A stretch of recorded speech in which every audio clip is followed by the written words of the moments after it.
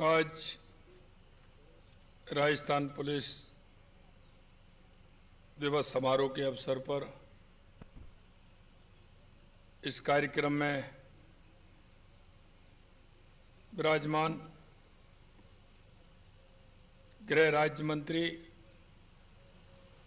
श्री जवाहर सिंह जी बेड़म साहब,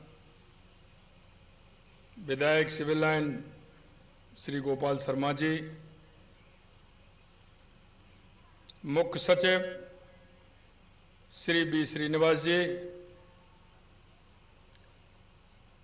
पुलिस महानिदेशक श्री राजीव कुमार शर्मा जी, अतिरिक्त मुख्य सचिव गृह विभाग श्री भास्कर सावंत जी, निदेशक आरपीए श्री संजीव कुमार नर्जरी व कार्यक्रम में उपस्थित सभी सेवानिवृत्त एवं सेवारत सभी अधिकारीगण, उपस्थित सभी गणमान्य भाई और बहनों, सबसे पहले तो मैं राजस्थान दिवस पुलिस के 77वां स्थापना दिवस के अवसर पर आप सभी को हृदय से बहुत बहुत बधाई और शुभकामनाएं देता हूं। आजादी के बाद विभिन्न रियासतों के पुलिस बलों के एकीकरण के साथ राजस्थान पुलिस का गठन हुआ था। इस गौरवमयी यात्रा में राजस्थान पुलिस ने साहस, कर्तव्यनिष्ठा और बलिदान की अनुपम मिसाल पेश की है। इस पावन अवसर पर मैं उन सभी अमर शहीद पुलिस कर्मियों को श्रद्धापूर्वक नमन करता हूं, जिन्होंने प्रदेश की जनता की सुरक्षा के लिए अपना सर्वोच्च बलिदान दिया। आपका त्याग अमर है। साथ ही में राजस्थान पुलिस के प्रत्येक अधिकारी और उन जवानों को उनके अथक परिश्रम, अनुशासन और जनसेवा के जज्बे के लिए धन्यवाद देता हूं। चाहे तपती लू हो या कड़ाके की सर्द रातें हों, चाहे होली दिवाली जैसे त्योहार हों या आपदा की घड़ी हो, हमारे पुलिसकर्मी हर परिस्थिति में ढाल बनकर प्रदेशवासियों की सुरक्षा में तत्पर रहते हैं। हमें चैन की नींद इसलिए सो पाते हैं क्योंकि आप जागकर हमारी चौकसी करते हैं। आपके कंधों पर प्रदेश की कानून व्यवस्था की अहम जिम्मेदारी है। आप सभी इस जिम्मेदारी को निभाते हुए न केवल अपराधों पर अंकुश लगाने का काम कर रहे हैं, बल्कि पूरे प्रदेश को एक सुरक्षित और सुव्यवस्थित वातावरण प्रदान भी कर रहे हैं। अच्छी कानून व्यवस्था से राजस्थान की पहचान अब एक शांत प्रिय राज्य के रूप में बनी है। इससे प्रदेश की अर्थव्यवस्था को मजबूती मिल रही है, क्योंकि निवेशक और पर्यटक आत्मविश्वास के साथ यहां आ रहे हैं। राजस्थान की छवि भी सकारात्मक हो रही है। पुलिस व्यवस्था का उद्देश्य केवल अपराधियों को पकड़ना नहीं होता, बल्कि समाज में विश्वास, सुरक्षा, सहयोग का वातावरण बनाना भी होता है। यदि पुलिस और जनता के बीच दूरी हो तो कानून व्यवस्था मजबूत नहीं रह सकती। जब पुलिस और समाज एक दूसरे के साथ खड़े होते हैं, तब एक सुरक्षित और विश्वासपूर्ण वातावरण बनता है। इसी भाव को हमें बनाने का काम करना है। आज के समय में जब साइबर अपराध, नशा और संगठित अपराध जैसी नई चुनौतियां सामने आ रही हैं, तब केवल पारंपरिक पुलिसिंग पर्याप्त नहीं है। इनके लिए आधुनिक तरीके से भी हमें चलना होगा। इन समस्याओं से निपटने के लिए समाज की सक्रियता, भागीदारी आवश्यक है। जागरूक नागरिक ही इन अपराधों के खिलाफ सबसे मजबूत दीवार बन सकते हैं। हमारी सरकार अपराध और भ्रष्टाचार रोकने की दिशा में जीरो टॉलरेंस की नीति पर पूरी दृढ़ता से काम कर रही है। पिछले 2 वर्षों में अपराधों की संख्या में 18.77% की कमी आई है।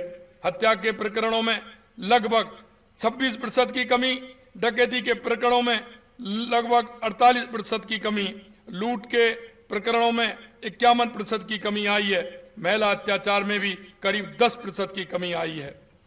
नवीन कानून की क्रियान्वित के लिए देश के यशस्वी प्रधानमंत्री श्री नरेंद्र मोदी जी द्वारा लाए गए नवीन कानून की क्रियान्वयन में राजस्थान अग्रणी राज्यों में शामिल है। हम प्रथम स्थान आने का प्रयास कर रहे हैं। हमारी सरकार द्वारा नशे को जड़ से समाप्त करने के लिए एंटी नारकोटिक्स टास्क फोर्स का गठन किया गया है। इसके लिए 1 पुलिस थाना और 17 पुलिस चौकियां स्थापित की गई हैं। आपने देखा कि नक्सल माफियाओं की क्या स्थिति थी। हमारी सरकार में आने के बाद मेहनती एवं होनहार युवाओं के सपने को पूरा करने के लिए नकल माफियाओं पर कार्रवाई हेतु SIT का गठन किया गया। इसका परिणाम स्वरूप जो प्रदेश पेपर लीक के लिए जाना जाता था, वह सरकार के कार्यकाल में एक भी पेपर लीक नहीं हुआ, जिससे युवाओं का सरकार में विश्वास बढ़ा है। हमारी सरकार बनने के बाद बनाया गया एंटी गैंगस्टर टास्क फोर्स प्रभावी कार्य संगठित अपराध पर अंकुश लगाने का काम कर रहा है। टास्क फोर्स की प्रभावी कार्रवाई के कारण प्रदेश में फायर आर्म्स के उपयोग में एवं उनसे होने वाले मौतों में गिरावट आई है। पहले ये सोचना भी मुश्किल था कि विदेशों में बैठे अपराधियों को पकड़कर यहां लाया जा सकता है, लेकिन हमारी सरकार ने अपराधियों का विदेशों तक पीछा कर उन्हें गिरफ्तार करवाया है। हमारी सरकार द्वारा पुलिस के तंत्र को मजबूत बनाते हुए साइबर अपराधों पर अंकुश लगाने की प्रतिबद्धता दिखाई गई है। साइबर अपराध के प्रति जागरूकता पैदा करने और अपराधों को ट्रेस कर अपराधियों के विरुद्ध कार्रवाई की जा रही है।